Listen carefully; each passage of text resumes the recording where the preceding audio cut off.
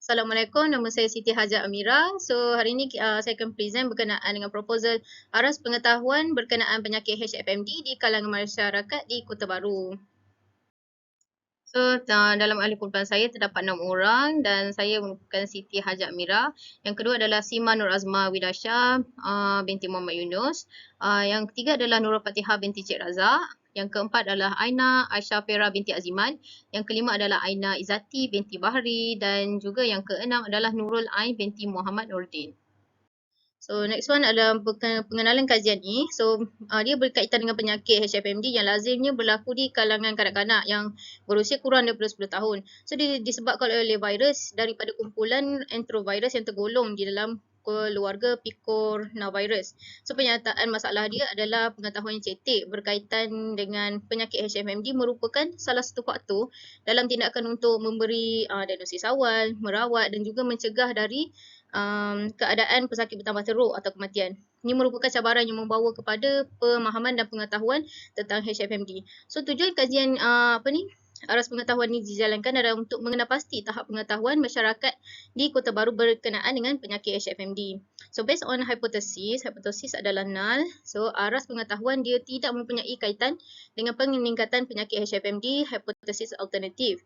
Tapi aras pengetahuan mempunyai kaitan dengan peningkatan penyakit HFMD. So based on persoalan kajian atau kepentingan kajian pula, hasil daripada kajian ni boleh digunakan oleh pelbagai agensi untuk meningkatkan pengetahuan kepada para masyarakat di Kota Baru.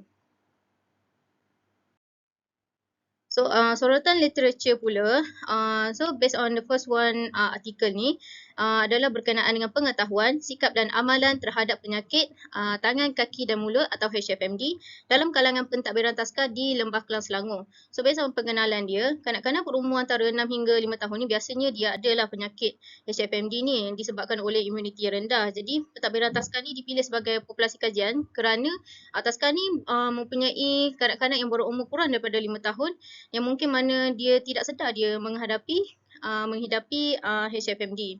So reka bentuk kajian adalah kajian kawalan kes dan populasi pula kajian ini dijalankan di Taska Universiti Awam dan juga kawasan perumahan yang terletak di Lembah Kelang. Okey, untuk sampel kajian pula, 102 daripada 109 orang koresponden menyatakan mengalami HFMD dalam kalangan kanak-kanak dan sampel kajian juga diambil untuk yang berumur 18 tahun ke atas.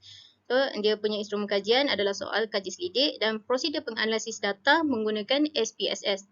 Jadi, berdasarkan perbincangan, tahap pengetahuan HFMD antara taska menunjukkan pengasuh taska di IPTA mempunyai pengetahuan yang lebih baik daripada pengasuh taska di kawasan perumahan. Ini adalah kerana taska di IPTA ini telah dididik dan mempunyai pengetahuan serba sedikit mengenai penyakit HFMD ini kerana mereka telah melakukan beberapa kajian dan juga melakukan beberapa aturan untuk memastikan kanak-kanak yang dihantar ke taska mereka ini tidak mengalami sebarang penyakit ataupun boleh dapat mencegah sekiranya mereka sudah mendapat penyakit berkenaan.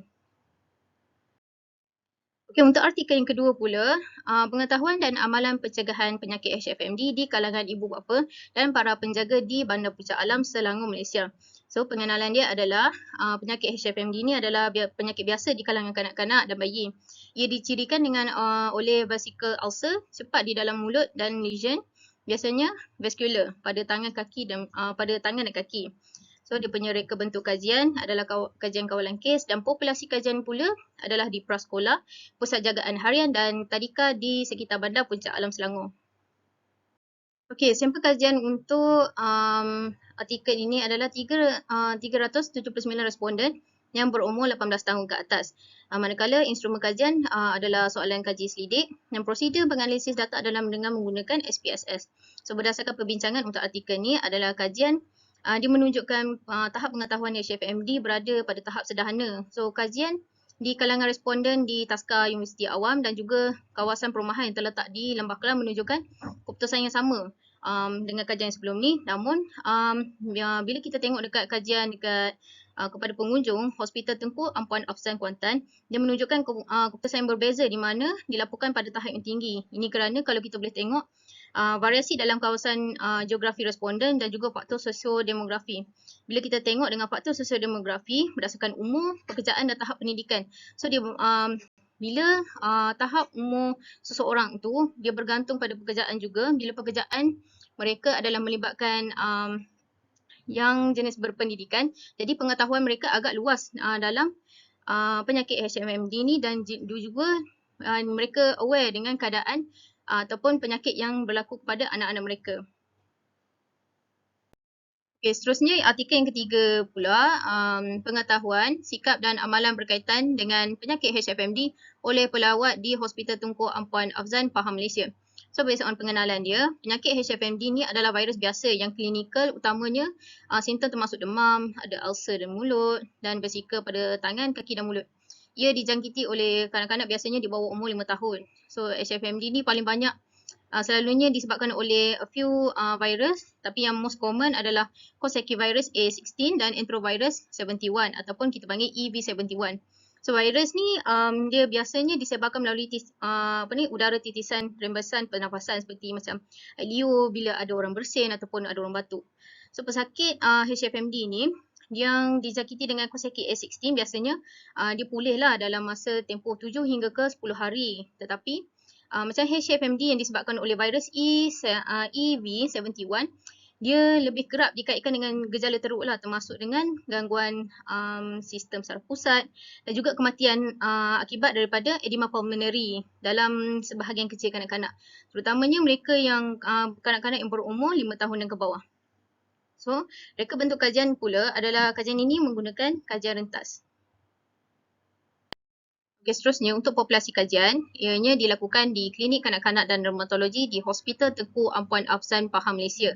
So, sampel kajian pula ia melibatkan 32 orang responden, lelaki dan perempuan, dipilih melalui persempelan rawat dengan julat umur dari 15 hingga 60 tahun. So, instrumen kajian ia menggunakan borang soal selidik dan prosedur penganalisis data menggunakan SPSS. So, based on perbincangan, tahap kesedaran mengenai HFMD dalam kalangan pengunjung Hospital Tunku Ampuan Afzan, Kuantan boleh diklasifikasikan sebagai tinggi tanpa mengira tahap pendidikan ataupun berdasarkan pengalaman mereka menangani anak-anak ataupun kanak-kanak yang dijangkiti.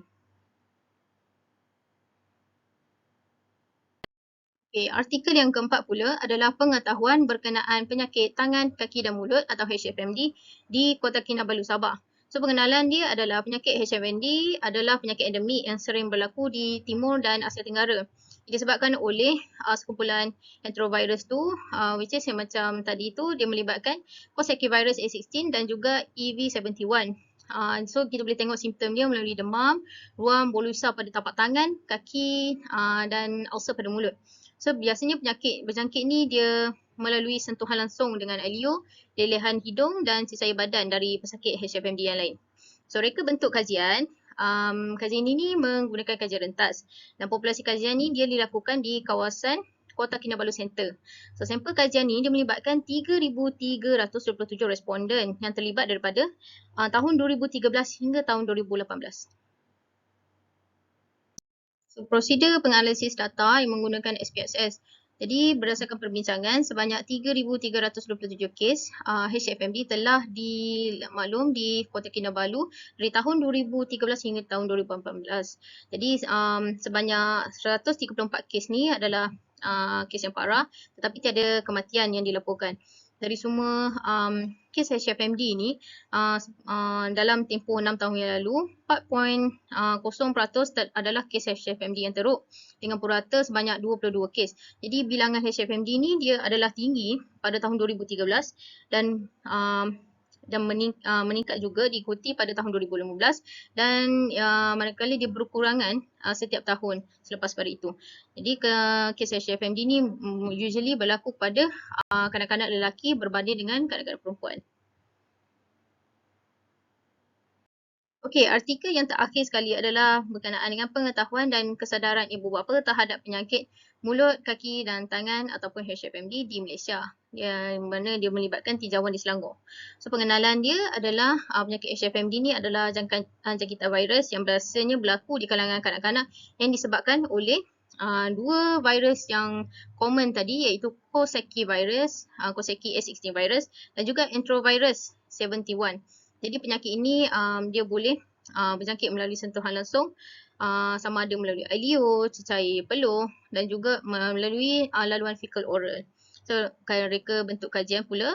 Kajian ini menggunakan kajian rentas. Populasi kajian adalah ibu bapa yang mempunyai anak-anak yang bersekolah di tadika di 9 daerah di Selangor. So, dia melibatkan sampel kajian seramai 690 orang ibu bapa. Okay, untuk instrumen kajian dia menggunakan borang soal selidik dan prosedur penganalisis data adalah menggunakan SPSS. So, based on perbincangan, mendapati ibu bapa dalam komuniti di negeri Selangor ni dia mempunyai pengetahuan yang lemah, yang mana dia boleh menghalang usaha untuk mengawal penyakit dan juga boleh menyebabkan peningkatan beban ekonomi. Seperti yang mana kita tahu, bila berlaku peningkatan dalam perbelanjaan kos perawatan dan kesihatan, ia boleh membawa kepada peningkatan beban ekonomi. So, the next one adalah pengetahuan yang terhad juga boleh melambatkan ibu bapa untuk mendapatkan rawatan perubatan atau kemasukan ke hospital. Dan perkara ini boleh membawa kepada komplikasi seperti meningitis, myocarditis atau yang lebih teruk lagi boleh berlaku kematian kepada kanak-kanak tersebut. So, ini adalah few rujukan yang telah dipetik untuk menjadi sebagai rujukan kami. So, itu sahaja daripada saya. Sekian, terima kasih.